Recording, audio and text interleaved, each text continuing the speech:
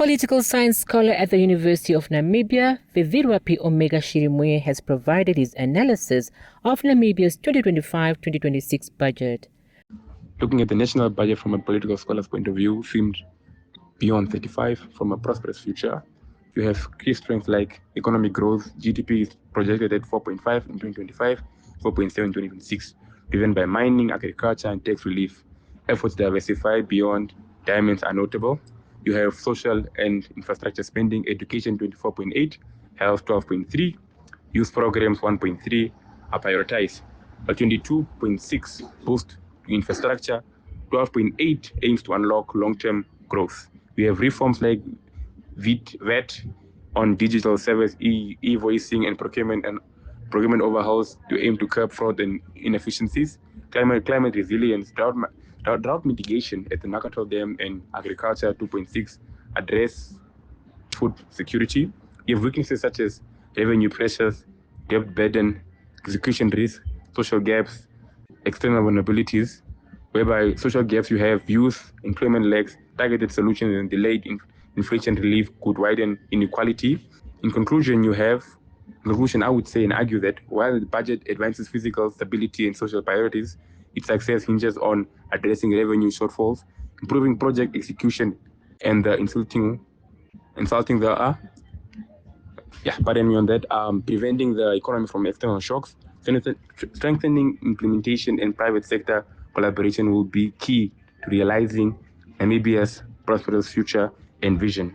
Another political scholar at the same institution and youth activist Victoria Negonga also gave her views. The budget was so strategic but not entirely balanced. Why am I saying this? It's because it prioritized governance, security, and economic stability rather than aggressive investment in youth employment, education, and social welfare.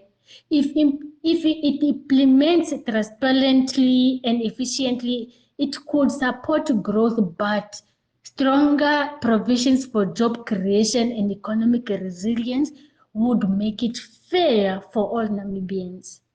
The executive director of the Namibian National Association of the Deaf, Paul Nanyeni, in his budget expectations for Finance Minister Ericah Shafudah, wanted social safety nets tightened as he proposed an increase in the old age and disability grants from $1,600 to $2,000.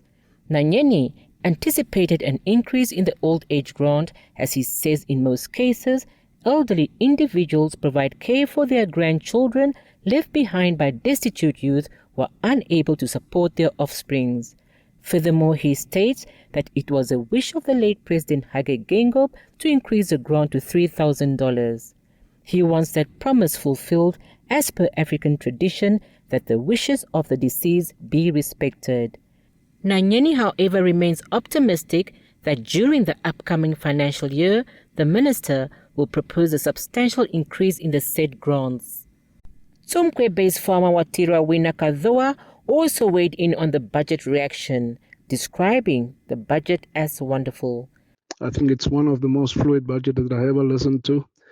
One can see that it's business as usual, and the fluidity from it is derived from the prior minister. One can see that, and it's good that anything is flawless in all aspects.